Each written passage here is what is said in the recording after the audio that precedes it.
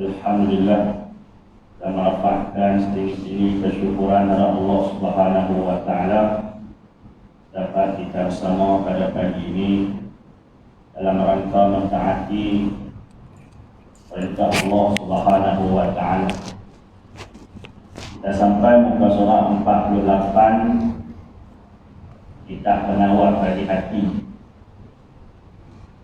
baris yang ke-11 dari bawah. Kita ni ramai dah pakai rumi. Ada pakai rumi. Kalau kita mengaji kitab fiqh Usyarul Afraq, ada pakai rumi. Hak ni ada pakai rumi lah. Saya tak bawa hak rumi, biasa hak jawi jadi. Kalau ada kita nak pakai, buat rujukan muka surat. Jadi edisi Jawi saja yang kita pakai. Muka surat 48 baris ke-11 dari bawah. Bismillahirrahmanirrahim. Wa qala Syekhul Mu'allif rahimahullahu ta'ala wa nafa'ana bi'ulumihi wa bibarakatihi fid dharain amin. Dan ketahui olehmu di sini kena kepada ayyuhal talib, wahai penuntut ataupun wahai orang yang berjalan menuju kepada keridhaan Allah. Dan ketahui olehmu bahawasanya ubat bagi kasih akan kemegahan itu bersusun daripada ilmu dan amal. Ini kita dalam perbicaraan bab yang ke-6 ni berkenaan dengan sifat mazmumah, iaitulah pada menyatakan kasih akan kemegahan. Kita sampai pada bab yang ke-6 dah. Pada menceritakan ataupun membahaskan sifat mazmumah, iaitu kasih akan kemegahan, atau dalam bahasa Arabnya dipanggil hubbul jah ataupun hubbus syuhrah. Dia suka kepada kemasyhuran, kepada populariti, kepada kemegahan, status dan sebagainya. Di sisi ahli tasawuf ataupun di sisi ilmu tasawuf, kasih akan kemegahan itu suatu daripada sifat kecelaan. Jadi bagaimana kita nak mengubati, kerana dia ni dikenali juga sebagai suatu penyakit hati. Kalau penyakit badan, penyakit zahir, penyakit fizikal ni kita cari ubat. Kita pergi jumpa dengan tabib ataupun dengan doktor pakar bagi mengubati penyakit-penyakit tertentu. Tak boleh tak sempurna ataupun tak sembuh dengan doktor biasa, jumpa doktor pakar. Kalau penyakit yang berkait dengan hati seperti kasih akan kemegahan ni, kita nak ubat dia macam mana? Kita nak jumpa dengan pakar dia tu siapa? Jadi maknanya penyakit batin ataupun penyakit hati ni kadang-kadang boleh kita ubah sendiri. Ataupun dengan berjumpa pakar ataupun ulama yang terlibat dalam bidang pembersihan hati dan jiwa. Adapun penyakit yang zahir, kadang-kadang doktor tak galak kita ubah sendiri. Sebab kadang-kadang kalau makan ubat kita ubah sendiri, salah dosnya ataupun tak berapa tepat sukatan ataupun tak kena, ada kesan sampingan sebagainya. Tapi kalau penyakit batin ni, penyakit hati ni, boleh kita ubah sendiri dan malah digalakkan.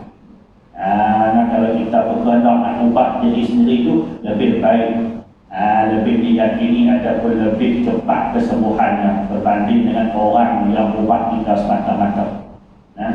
Jadi dia kata ubat bagi kasih akan kemegahan tu bersusun daripada ilmu dan amal. Kena ada ilmu dan juga amal.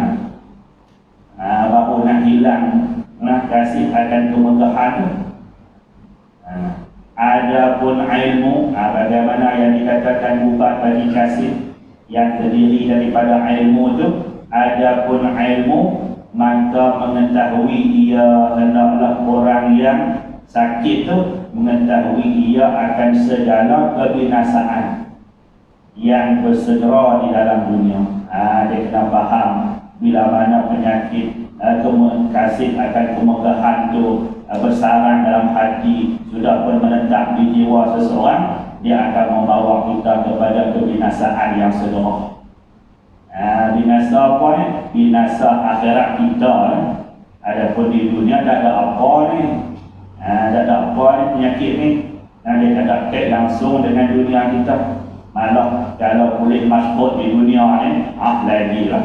Kita kata orang senang kita, senang kita nak berurusan, nak kira bicara sebagainya. Tapi dia jadi satu penyakit di akhirat. Maka mengetahui ia akan segala kebinasaannya yang bersegera di dalam dunia. Seperti mana? Dengki atasnya oleh manusia. Jadi, sebab itulah ada pepatah yang mengatakan bahawa kullu zi ni'matin mahsudun 'alaiha. Setiap orang yang mendapat nikmat tu adalah orang yang dengki kepadanya. Bila kita mempamerkan kemegahan, mempamerkan kemasyhuran ni, ada orang yang tak suka ataupun dengki. Malah lebih daripada itu, sanggup untuk merancang, menjatuhkan kita. Orang panggil kalau kita ada followers, ada juga lawan followers apa? Hater ke apa? Jadi ada orang benci ke kita tu. Kadang-kadang ada yang kita kata segala gerak geri kita, tanduk kita tu ada saja diperhatikan. Lambat sikit ataupun silap sikit je, jadi dah. Macam kita tengok pada hari ini lah, orang nak saling menjatuhkan tu, silap sikit je jadi. Sedangkan kadang-kadang kesilapan tu berlaku kerana kelupaan dan sebagainya. Jadi ni orang tak berkira dah. Asalkan boleh menjatuhkan orang,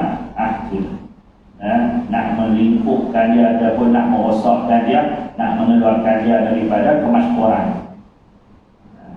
Seperti dengki atasnya oleh manusia dan menyakiti mereka itu akan orang yang berada di dalam kemegahan tersebut.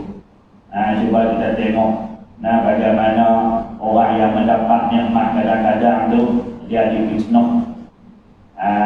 Dia dekat dengan sultan, dekat dengan pemerintah, tak terlepas daripada jatuh. Sebab itulah dalam orang panggil sirah ataupun sejarah pemerintahan kerajaan dahulu pun, mana-mana orang yang bekerja dengan kerajaan ni, yang naik, orang panggil naik cara mendadak, kadang-kadang jatuh pun cara mendadak. Ada orang yang dulu nak tarik kaki dia. Tengok dalam pemerintahan kerajaan khilafah Bani Abbasiyah. Bani Abbasiyah, seorang yang bernama Al-Barmaki. Al-Barmaki ini dia sangat disayangi oleh Khalifah Harun al-Rashid, sehingga sampai peringkat dilantiknya Al-Barmaki ini sebagai Perdana Menteri bagi kerajaan Khalifah Bani Abbasiyah. Tapi kerana megahnya, kerana suka kepada kemegahan oleh Al-Barmaki ini, maka dia telah menghimpun ramai musuh-musuh yang membuat perancangan menjatuhkan dia, fitnah dia kepada Khalifah Harun al-Rashid. Di sini kalau baca dalam buku, peristiwa ini menyebabkan orang panggil imej Harun al-Rashid sedikit tercalak. Walaupun dia dikenali sebagai seorang khalifah yang soleh sebagainya, kerana apa? Kerana jatuh, kerana terlibat dalam menghukum panglima dia ataupun menteri dia yang bernama Al-Barmaki. Nanti fitnah sebagainya. Harun al-Rashid bila didatangkan bukti-bukti yang tak dapat ditolak, terpaksa, walaupun hati dia sayang, hati dia tak percaya, tapi bila mana orang sepakat di sekeliling itu menyatakan bukti yang mengatakan bahawa Al-Barmaki ini orang yang tak setia, berpakat dengan musuh sebagainya, terpaksa jatuh hukuman mati pula.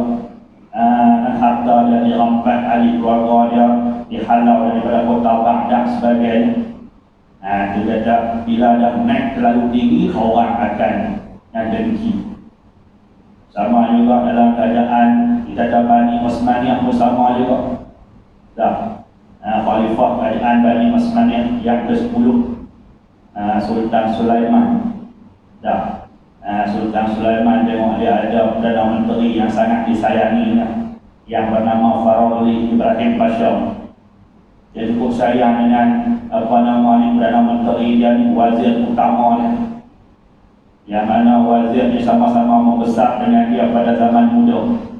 Hinggalah mereka dewasa dilantik. Bila mana Sultan Salim pertama meninggal mangkat, maka naik Sultan Sulaiman dilantik Ibrahim Pasha sebagai Perdana Menteri, wazir utama.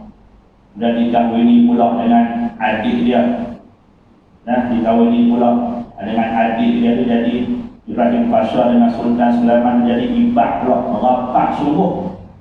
Tapi bila Ibrahim Pasha jadi nak suka pada kemegahan, di sekeliling dia tu ada musuh yang menjatuhkannya. Akhirnya raja memerintahkan Ibrahim Pasha dibunuh.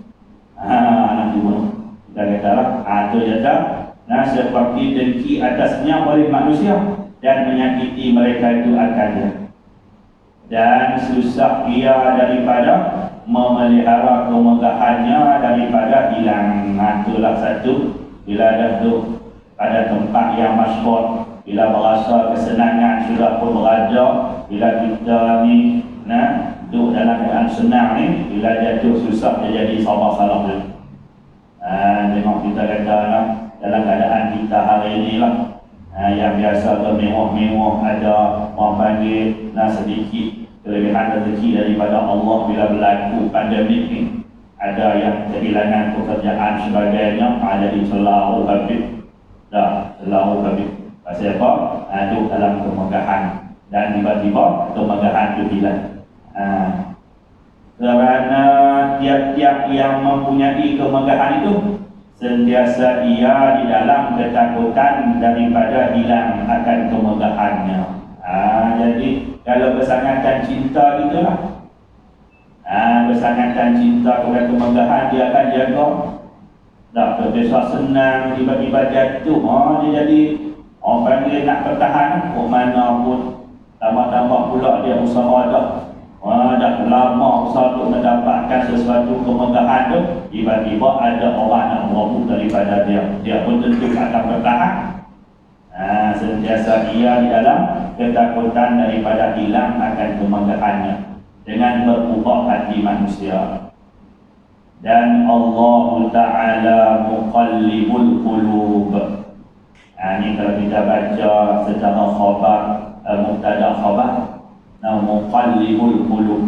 Kalau baca cara doa, ya muqallibal qulub, dipanggil munada mudhaf. Ya muqallibal qulub, macam kita sebut dalam hadis kan. Bila baca hadis, ya Rasulullah kan Rasulullah. Kalau kita baca dalam nama Arabnya, ya Rasulullah, bagi fathah. Sebab dia munada mudhaf, dia mesti nasab. Ya Khalifah, ya Amirul Mukminin. Itu kalau ada huruf nidah dipanggil ya. Ini tak ada huruf nidah, dia hanya sekadar nak menyatakan mubtada khabar. Dan Allah Ta'ala muqallibul qulub. Kalau kita minta ya muqallibal qulub, apa dia muqallib ni? Bermula dapat kalimah qallaba. Dapat kalimah ni lah datangnya orang panggil perkataan hati ataupun jantung, qalbun daripada kalimah qallaba. Qalbun maknanya berbalik, muqallib yang membolak-balikkan hati. Ini Allah Ta'ala lah yang membolak-balikkan hati. Kerana tu kita berdoa lah. Antara doa kita kata sebelum memberi salam tu, itu pun termasuk dalam sunat yang dituntut, walaupun dia tak sampai kepada sunat ab'ah, dia sunat hayat, tapi dituntut kita untuk membaca doa, beberapa doa sebelum memberi salam. Antaranya inilah termasuk ya muqallibal qulub sabbit qulubana ala dinika wa ala ta'atika. Nah, wahai Tuhan yang membolak-balikkan hati, tetapkanlah hati kami ini di atas agamamu dan di atas ketaatan kepadamu. Limbah kita dah kalau kita kata duduk dah di atas jalan yang benar, tiba-tiba Allah Ta'ala membolak-balikkan kita dan menggelincirkan kaki kita kepada jalan kesesatan. Wal'iyadzubillah. Sebelum kita baca doa lah, Rabbana la tuzigh qulubana ba'da iz hadaitana wa hab lana min ladunka rahmah innaka antal wahhab. Wahai Tuhan kami, janganlah Engkau menggelincirkan hati kami setelah Engkau memberi hidayah dan petunjuk kepada kami. Dia minta Allah letakkan hati kita di atas jalan petunjuknya. Dan Allah Ta'ala muqallibul qulub, dan mengetahui ia Allah akan bahawasanya jika adalah kemegahan sampai sujud baginya manusia, nescaya tiada kekekalan ia, kerana ia akan mati. Ini sedia maklum lah. Kalau kemegahan kita sampai kepada orang menghormati kita bersangatan, sampai kita kata penghormatan yang keterlaluan bagi kita pun kena ingat bahawa kita ni makhluk, mana pun mati. Hatta Fir'aun laknatullah yang mengaku sebagai Tuhan pun mati. Tidak Fir'aun ni kita kata kalau nak cerita tentang kejahatan ni, semua ada pada diri Fir'aun. Sehingga Iblis laknatullah pun dah harta pada Allah Ta'ala pun tak sampai ke perintah nak dakwa Tuhan. Mai ke Fir'aun ni, ana rabbukumul a'la, akulah Tuhanmu yang maha tinggi. Tak Tuhan macam mana pada masa tu Allah Ta'ala mengabulkan segala gerak geri dia, tindak tanduk dia, segala kehendak dia jadi berlaku. Dia boleh arah sungai Nil untuk mengalir, dia boleh arah sungai Nil untuk berhenti. Tak ke Tuhan tu. Lalu tu dah apa yang dia kehendak jadi berlaku. Tapi bila tiba masa Allah Ta'ala nak menghapus, nak menghilangkan keegoan, maka bila berlaku orang panggil pertandingan sihir melawan mukjizat, bila mana tukang sihir seramai 70,000 tu menghayalkan ataupun menyihirkan pandangan mata orang ramai dengan orang panggil menzahirkan ular-ular jadian. Balik tali, balik tongkat, orang ramai nampak ular. Main giliran Nabi Musa AS, dia campak tongkat, keluar ular yang nyata, makan habis. Jadi Fir'aun nampak pertandingan tu, di situ dia terkejut dengan hebatnya ular Nabi Allah Musa ni, makan habis 70,000 orang panggil tali dan juga tongkat. Ahli sihir Fir'aun seramai 70,000. Dalam satu riwayat tafsir, 70,000 tu kira diberi gerai khas tu. Kalau kita mungkin usasi ke ataupun S 48 dia rendah lagi 52 ke 54 barangkali. Memang tugasan dia tu tukang sihir. Bila nampak ular Nabi Allah Musa makan tu, dia terkejut, tercirit dia.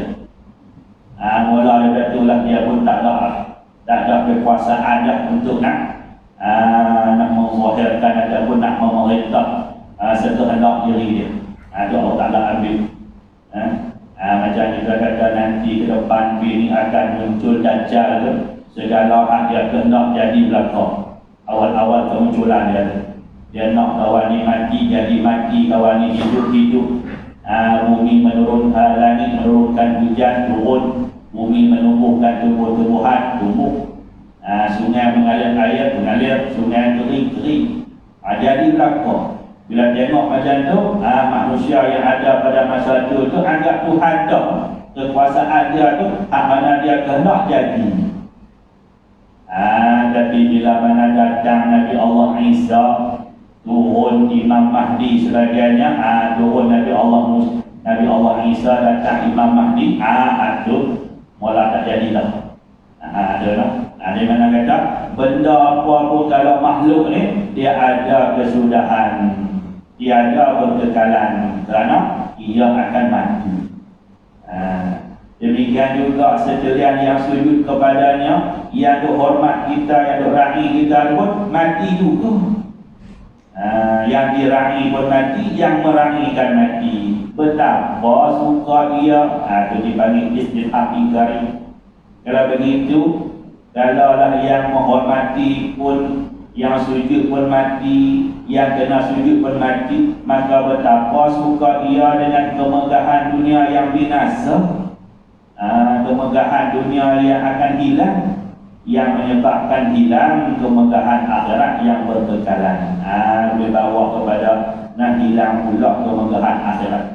Dia bila suka pada kemegahan sebagainya, menyebabkan kita ni tak dapat merasai kenikmatan syurga.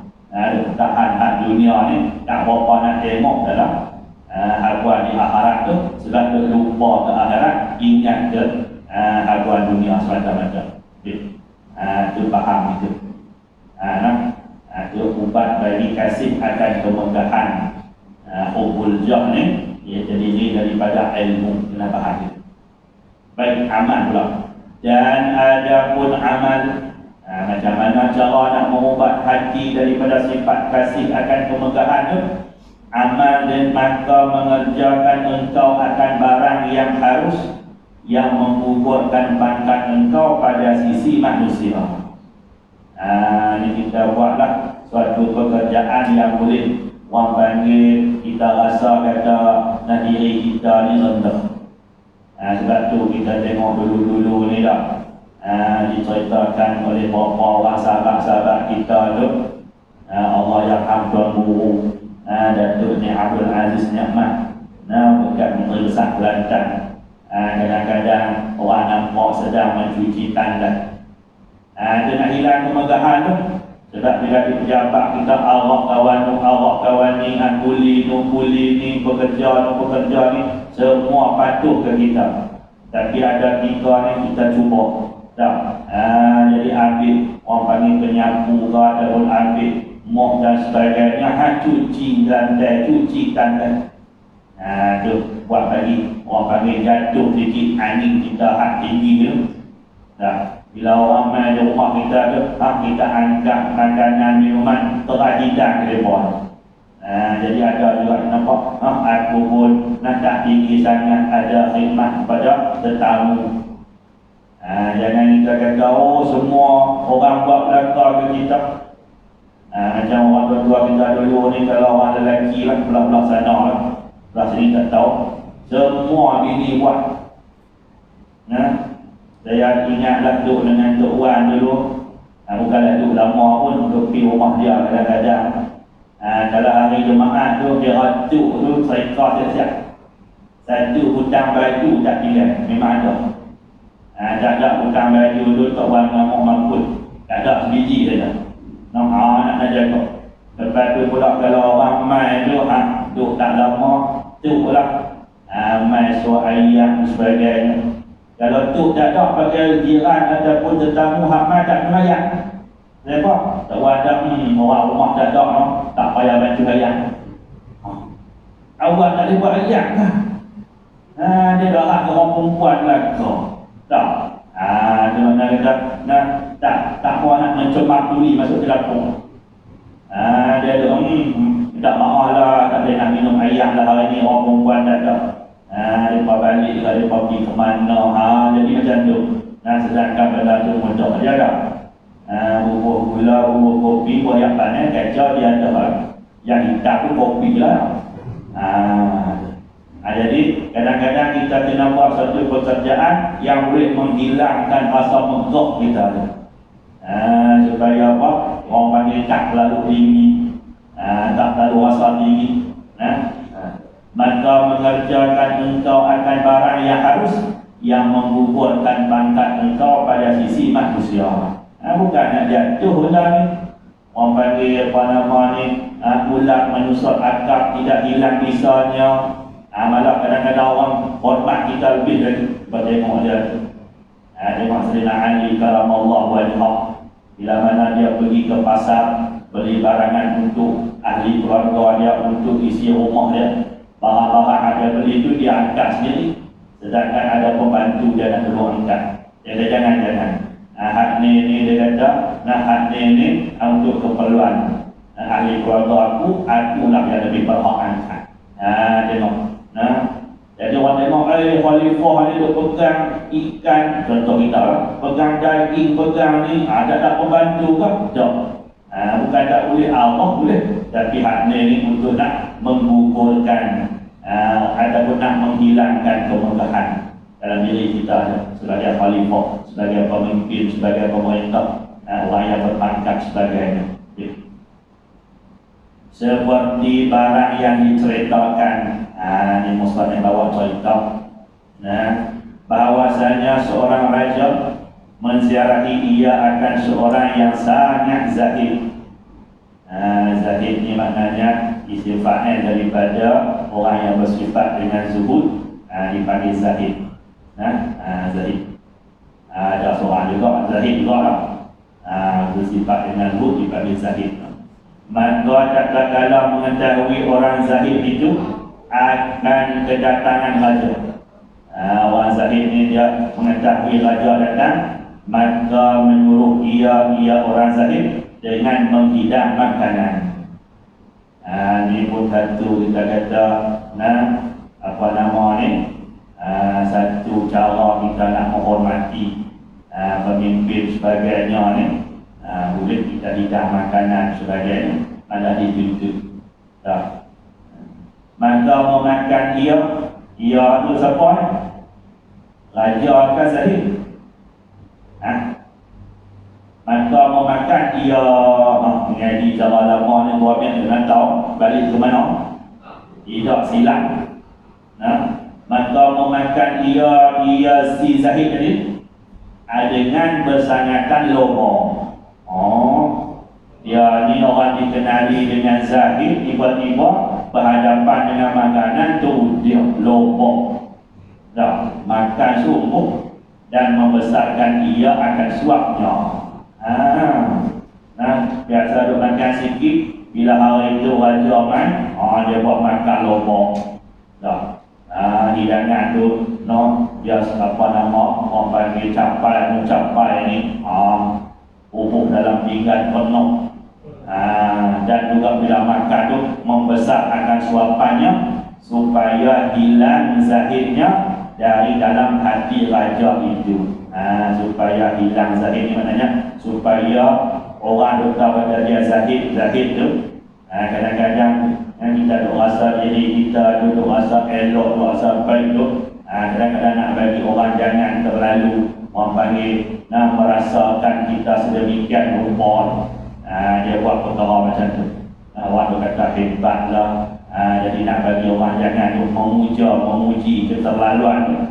Sebab kadang-kadang puji-pujian ni pun dia bahaya juga. Terawak-awak orang yang dipuji tu. Sebab itulah Nabi SAW bila melihat ada sahabat yang memuji sama-sama sahabat tu, mana yang dipuji tu tak mampu nak menanggung pujian tu, Nabi kata, "Kau tak menukar sahibi kau, kamu telah memotong leher sahabatmu." Itu bagi yang tak mampu nak menerima puji. Adapun kalau dia tu, kalau orang puji dia tak ada apa, bersamaan antara puji dengan keji tak ada apa tu. Macam kita lah, kita puji budak-budak. Puji budak-budak. Itu dia kena tengok. Dia bukan kita kata boleh puji ikut dan.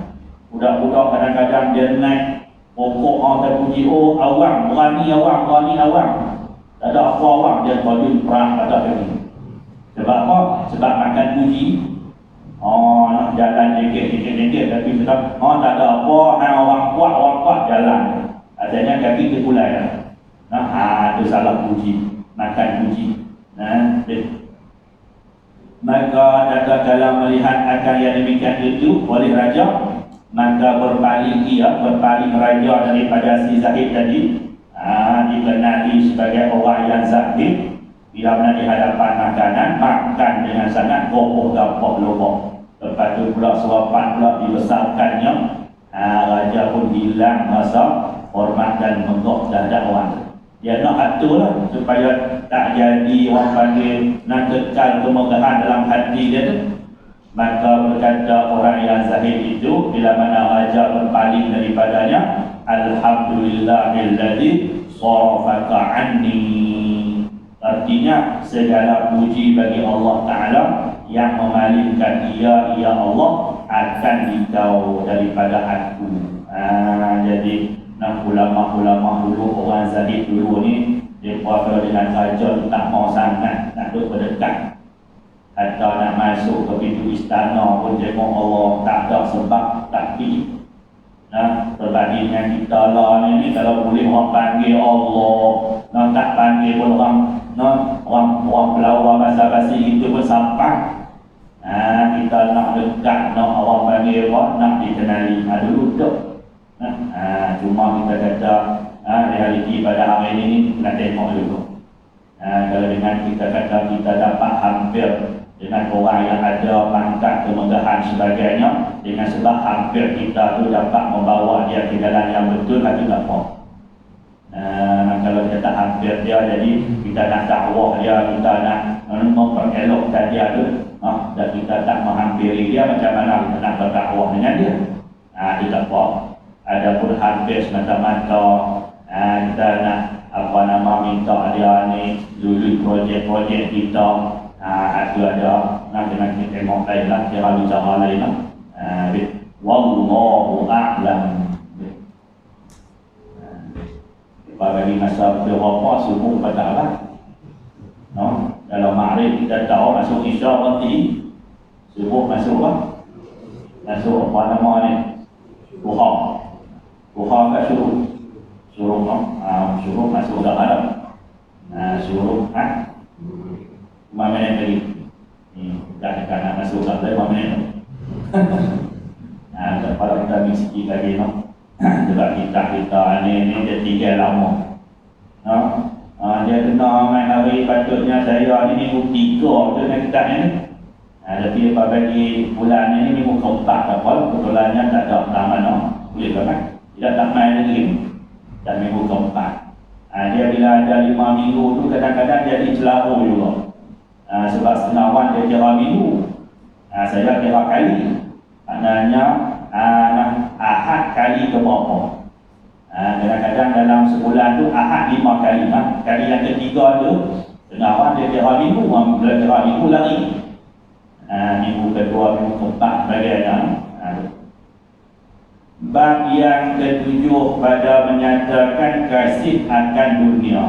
Hak ni dia tak jauh lah dengan kasih akan kemasyhuran tu. Sebab tu lah dalam kitab Hikam Ibnu Athaillah As-Sakandari, dia kata fa'id fil wujudaka fi ardil umum. Ke bumi dalam kampus dalam keberadaanmu, di dalam orang panggil dasar bumi yang paling dalam. Itu kitab Hikam tu, dia 2-3 lapis kalau nak faham dia tu. Keberadaan kita tu kita sambut. Maknanya kemasyhuran yang kita ada tu jangan kita zahir kalau tak ada sebab. Ataupun kita kata segala apa yang kita buat tu jangan tu kata aku belakang. Mengampus ataupun orang panggil menanam keakuan tu. Ni dah hak nu aku, hak ni aku. Jadi hak ni pun di sisi ahli orang panggil tasawuf ni dia tak nak. Ilfil. Tapi kalau lah dah memang ditakdirkan masyhur, nak buat macam mana? Orang kenal dia, orang tahu dia sebagainya, itu tak apa lah. Itu kita guna pula lah kemasyhuran itu untuk orang panggil untuk kebaikan. Bab yang ketujuh pada menyatakan kasih akan dunia. Ini pun dalam bahasa Arab panggil apa ni kasih dunia ni? Hubud dunia.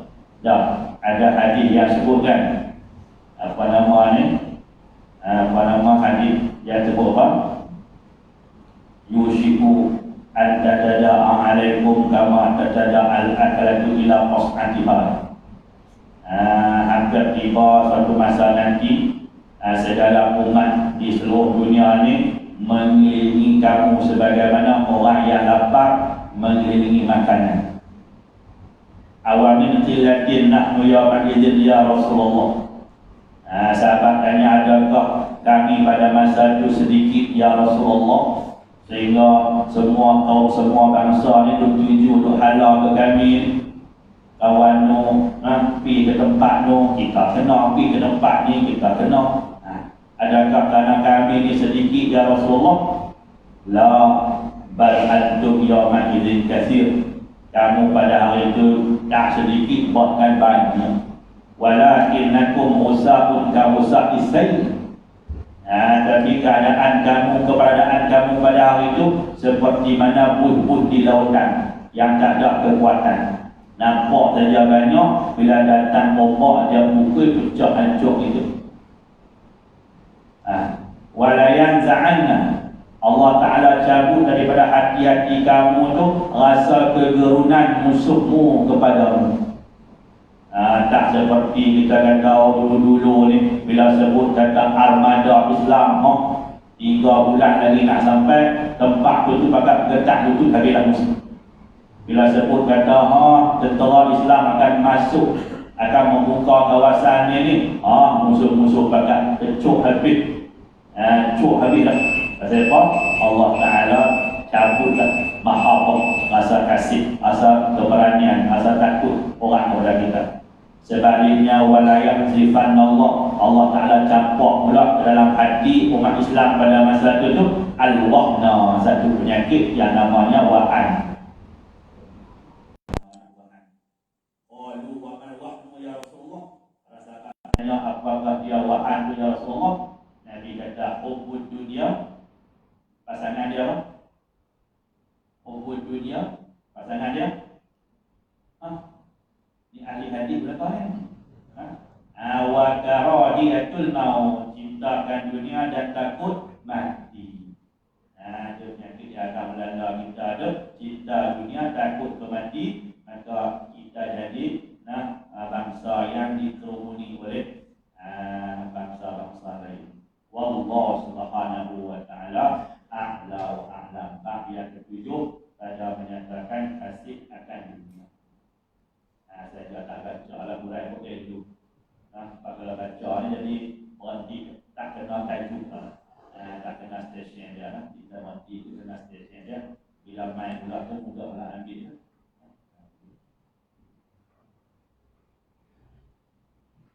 Bismillahirrahmanirrahim. Alhamdulillahirabbil alamin, wassalatu wassalamu ala asyrafil anbiya'i wal mursalin wa ala alihi wa sahbihi ajma'in. Allahumma hdina bi hudak waj'alna mimman yusari'u fi ridhak wa la tuwallina waliyyan siwak wa la taj'alna mimman khalaqa amraka wa asrak. Wa hasbunallahu wa ni'mal wakeel wa la hawla wa la quwwata illa billahil aliyyil azim. Allahumma anfa'na bima 'allamtana wa 'allimna ma yanfa'una wa zidna 'ilman yanfa'una wa na'udzu bika min hali ahlin nar. Allahumma arfa'na al-bala wal waba wal ghala wal fahsya wal munkar was suyuf al mukhtalifah wal baghy ma dhahara minha wa ma batan min baladina hadha khassa wa min buldanil muslimin 'amma bi rahmatika ya arhamar rahimin. Allahumma inna na'udzu bika min al-jununi wal judami wal marasi wa min sayyi'il asqam. Allahumma inna na'udzu bika min jahdil bala wa darkil syaqa wa sayyi'il qada wa syarril a'da wa mudhil jahi wa khabathir raja. Allahumma inna na'udzu bika min zawali ni'matik wa min tahawwil afiyatik wa min su'ati ni'matik wa min jami'i isqatik. Rabbana atina fid dunya hasanah wa fil akhirati